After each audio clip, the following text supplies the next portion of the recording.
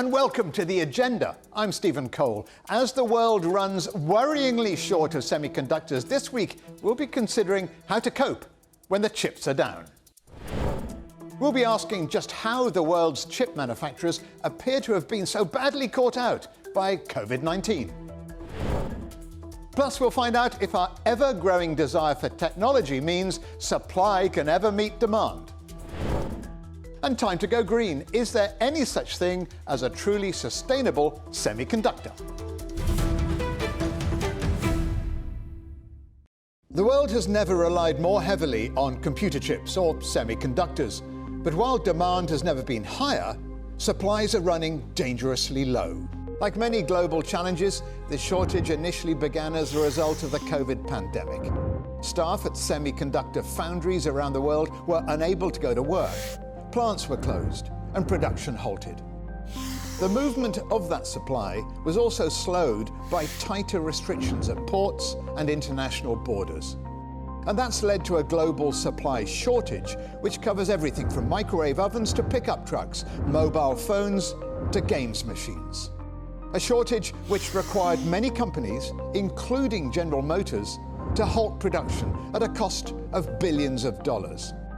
Of course, as global vaccination efforts continue to end the pandemic, it's hoped semiconductor factories may soon be back in production as normal.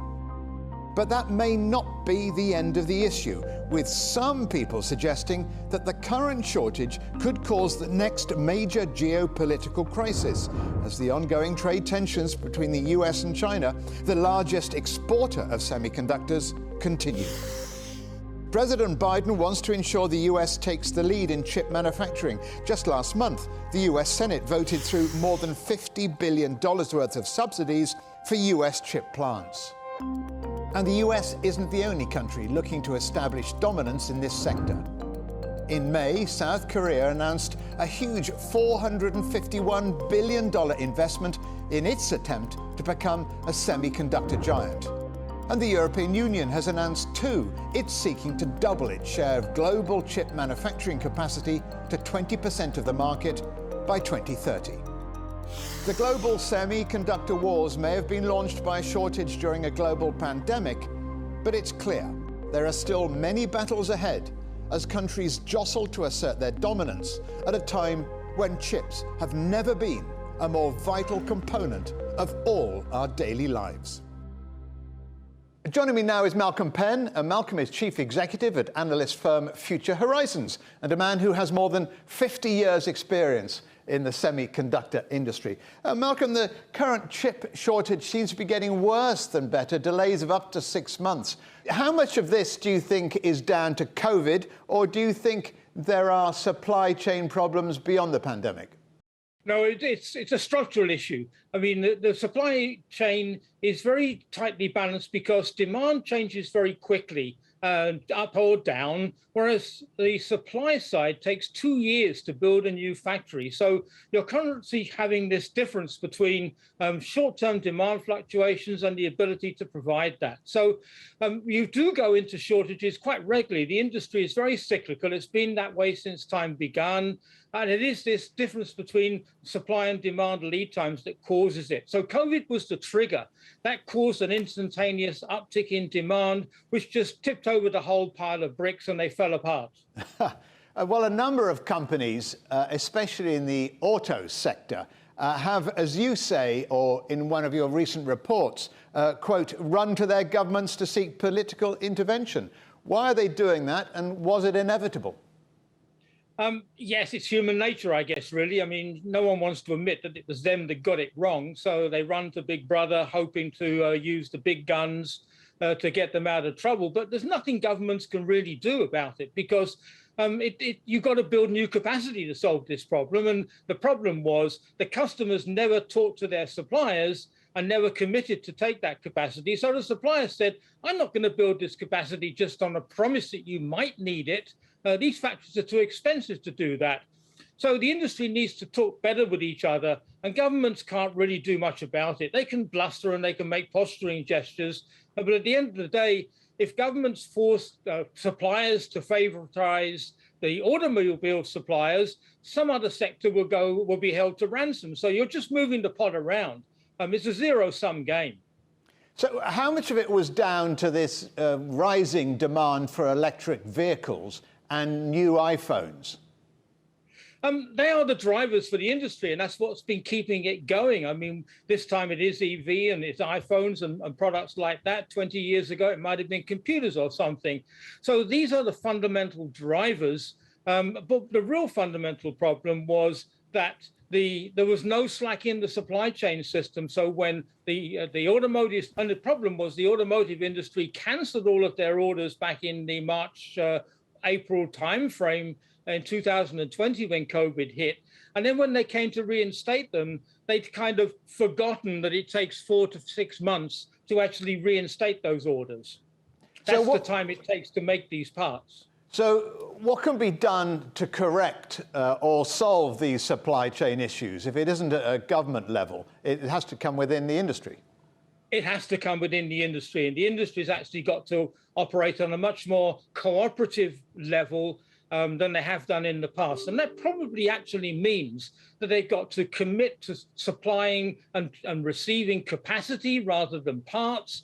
And it probably means for the bigger users that they've actually got to prepay for that capacity, and it will be non-cancelable, so that the supply chain is willing to invest the $10 billion that it costs to build a new factory, and knowing that they have some commitment to that rather than be left high and dry if demand happens to go sour. Looking at the industry as a whole, Malcolm, it seems that there's a real race to become the world's top chip manufacturer. The EU and US have been quite forthright in their plans, haven't they? How do you see that playing out, and will it provide the capacity that is so obviously lacking? Well, I mean, governments are probably keener on this than the chip companies are, actually, because most of the chip companies have actually been outsourcing their manufacturing to organizations like TSMC. So they've been quite happy not to make the parts themselves. And all these government plans we've seen, whether it's in the USA or in the EU, have been government-led initiatives. You haven't actually seen a lot of chip companies wanting to build new factories. They seem to think that they haven't really been convinced that they should get back in the game. You've been in the semiconductor industry for half a century. It's an extremely long time.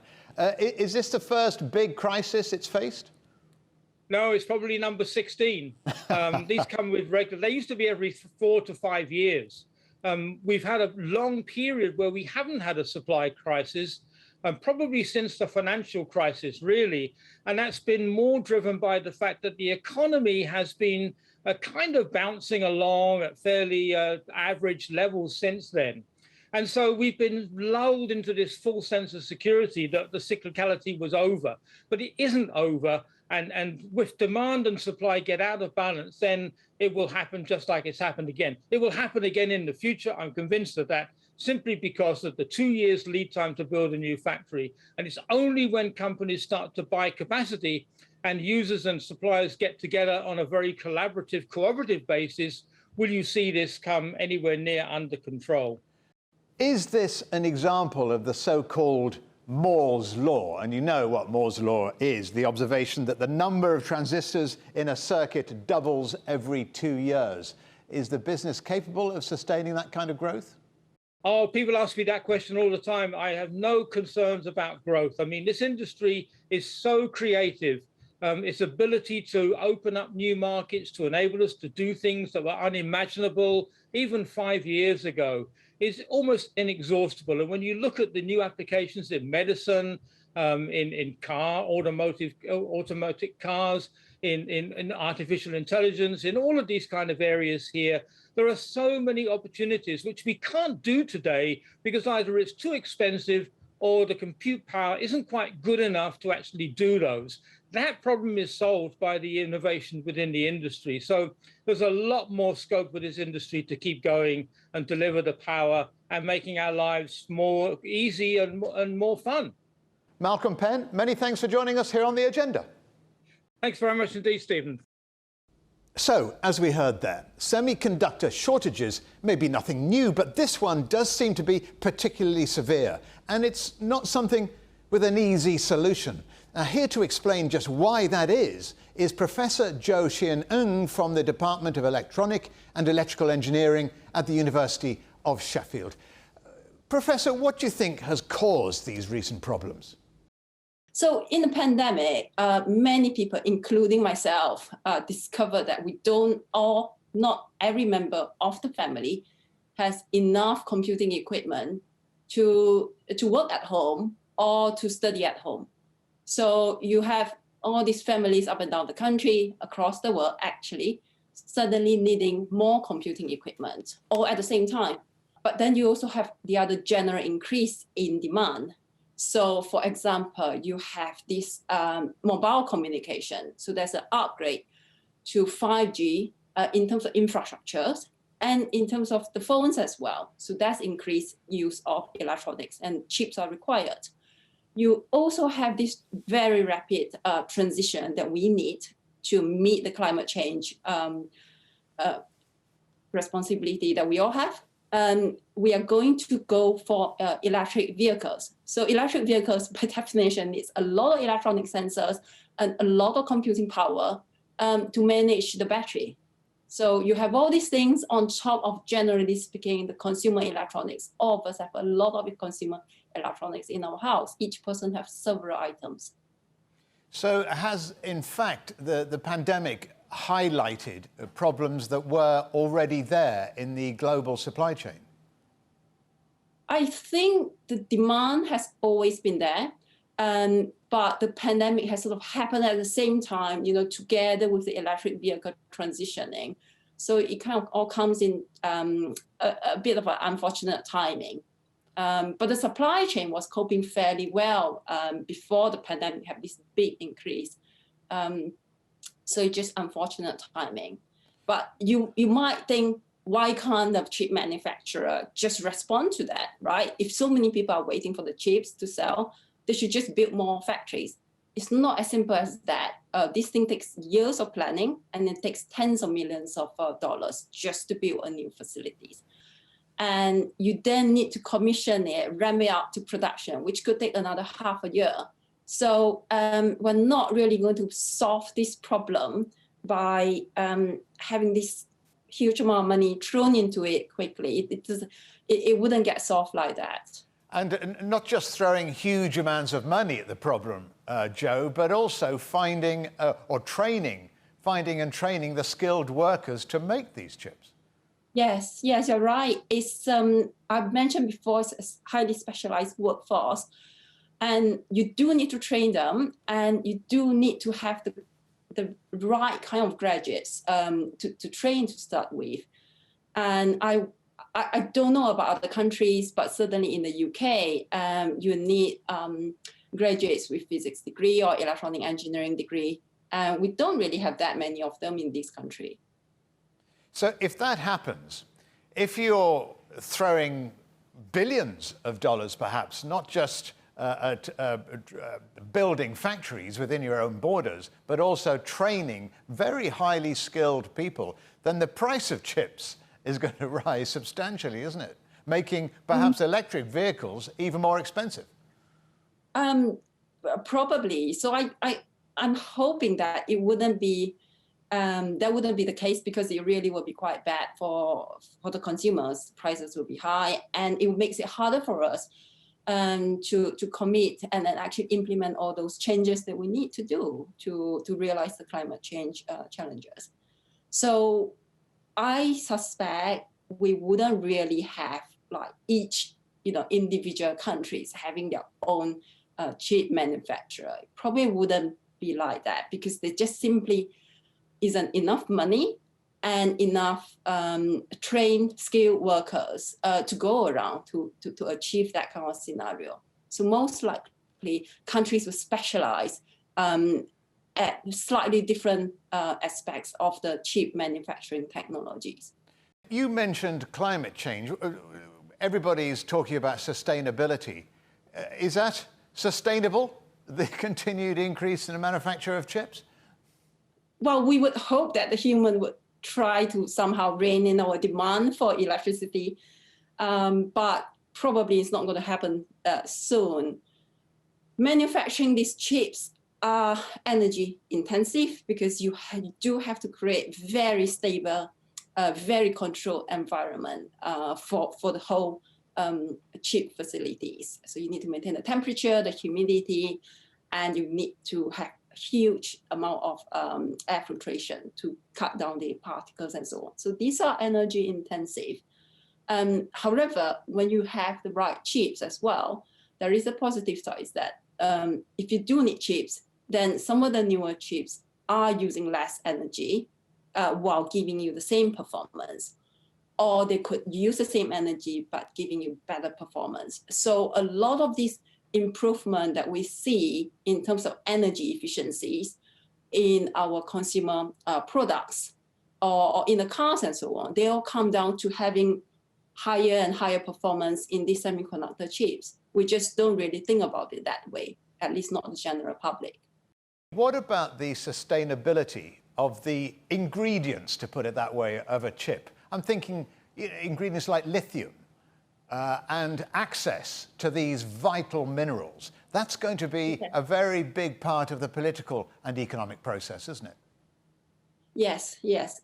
So for the chip manufacturing, the main material that you have to build this chip is silicon, which fortunately you can get it from sand after huge amount of purification. You will also need some precious metal inside there. There could be some rare earth metals, but the amount used is quite small. Even though we are talking about a lot of chips, but chips themselves are very, very small in actual dimensions. So I suspect that need for materials is less of a problem for semiconductor chip manufacturing compared to, say, for like battery manufacturing. All right, Professor, we'll leave it there. Professor Zhou Xianying, thank you very much for joining us on The Agenda. Thank you.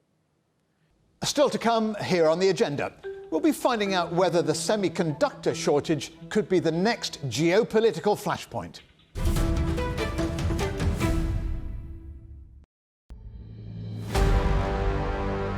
The fight against poverty has suffered a setback. We are at a turning point in history. It's a world under great distress and disruption. But solving the crisis is still possible. Change is indeed coming. Join me, Stephen Cole, for a special one-hour-long show here on CGTN where we speak to some of the world's top leaders and experts standing on the front line of the fight against poverty. It's a real mistake to think that the future is decided for us. We need dialogue. We'll spark debate. The biggest challenge is addressing inequality. We'll explore the solutions. This can be done, but it requires everybody working together. And we'll showcase the success stories to reveal how the cycle of poverty can be broken. Innovation, action, change.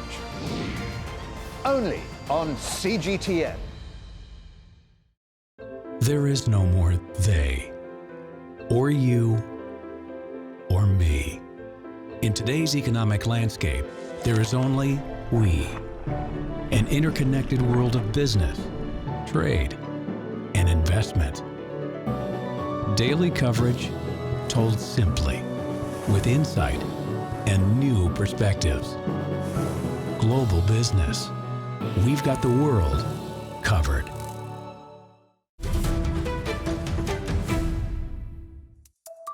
Welcome back to The Agenda.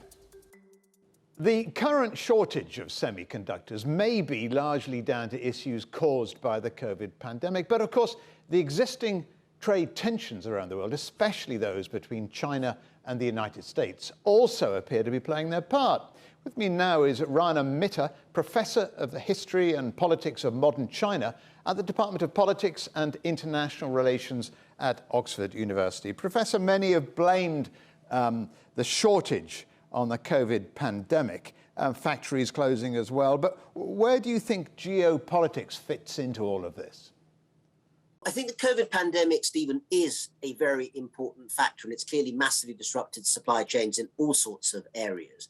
But the geopolitics of this is becoming more and more important as well.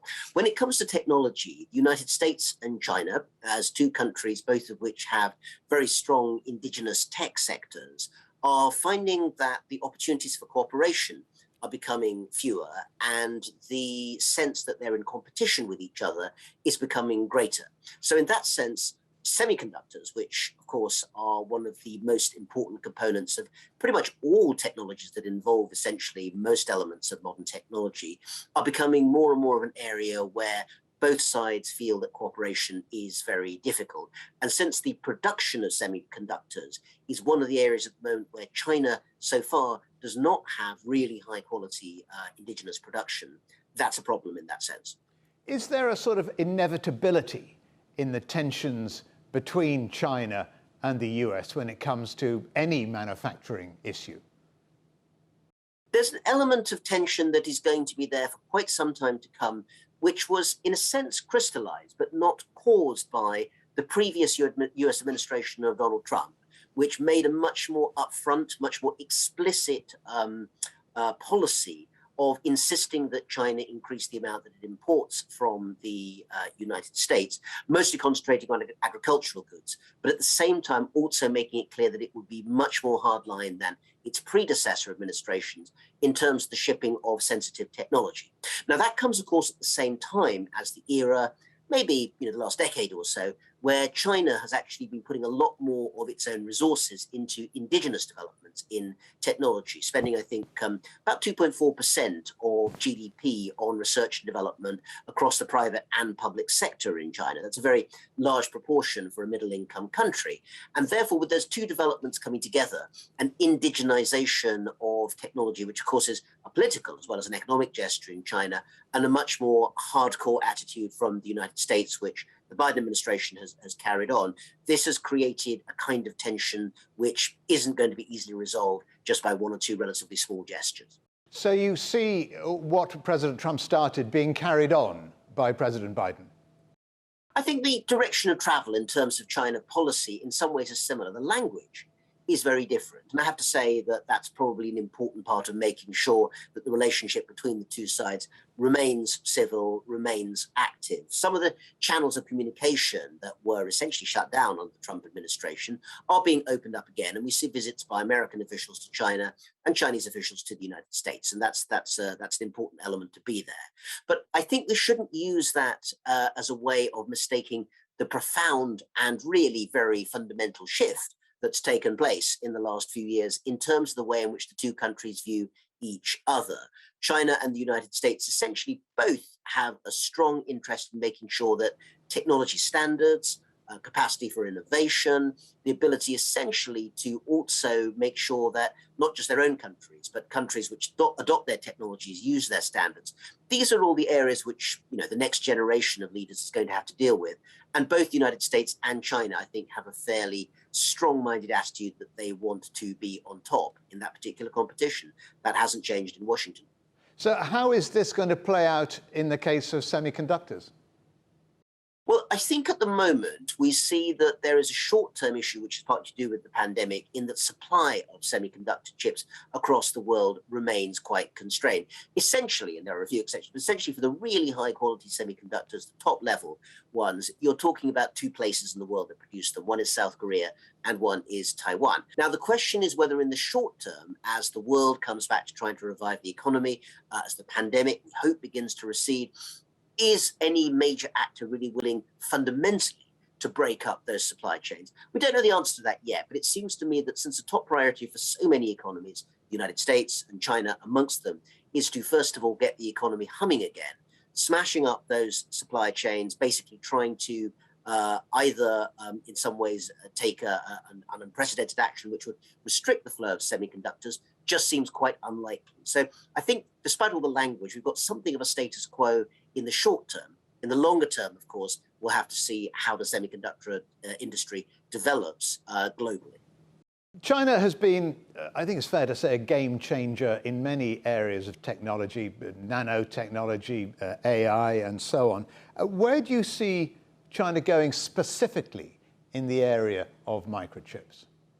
Well, I think it's fair to say people who look in detail at the semiconductor industry would say that when it comes to, decent second-tier production, China has made quite a lot of strides in recent years. And certainly there is semiconductor manufacturing in China, which all serves part of the dual circulation economy model, the idea that more and more is going to be produced at home in China itself for the Chinese economy. The problem for China lies in the really kind of innovative top tier of semiconductor production, which is really something that involves American design and Taiwan and South Korean manufacture. And that's something that China so far has not really found itself in a position to reproduce. Now, it may be that the amount of money that's being put by R&D in China into that particular development is something that will change their production capacity in the next few years. But right now, analysts would say that China still lacks the capacity at that elite top tier level to produce the kind of really high quality semiconductors that are still very much a product, really, of the technology of the United States. If that's the case, how do you see the global market playing out? The EU and US, for example, have both suggested they want a bigger slice of chip manufacturing too. I think that's right. And I think that the EU in particular is worried about the lack of European game changers, European innovators in this and other spheres. You could argue that the US, China, even some smaller players, South Korea, Israel amongst them, have perhaps been more innovative in various aspects of tech than the EU as a whole, although of course there are individual countries within it, including Germany, that have produced some really important innovation. So I'd say in those areas, we could expect to see an awful lot more investment from European players in some of these key areas. I suspect there'll be cooperation with the United States, but one of the things that the Trump administration experience has, I think, brought home to many European leaders is that it's important to have indigenous capacity within Europe as well. And that's one of the areas that I suspect there'll be a lot more concentration on in the next few years. Professor Rana Mitter, Oxford University. Many thanks, Professor, for joining us on The Agenda. Thank you.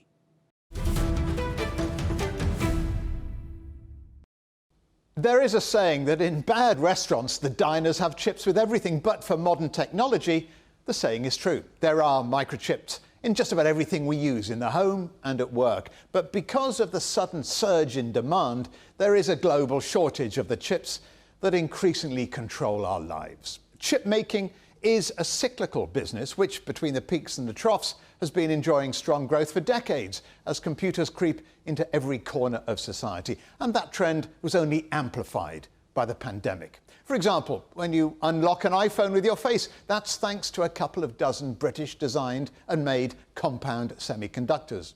These components can transmit power and light as well as data faster than silicon semiconductors. They're also increasingly found in electric vehicles, where they're key to power transmission, in new networking boxes, the health monitoring sensors on your wrist, and in satellites, and of course in defense systems too. Now, China is making the most rapid progress within the semiconductor industry by investing billions of dollars to accelerate its pace of innovation. And like China, the European Union wants to be self-sufficient because amid all the geopolitical tensions and the disruptions to supply chains, Europe needs to be more self-sufficient and have a more robust ecosystem to move away from the more old-school industry that it has at the moment. But both China and Europe are open to collaboration to possibly combine expertise and achieve greater scale and self-sufficiency in the future.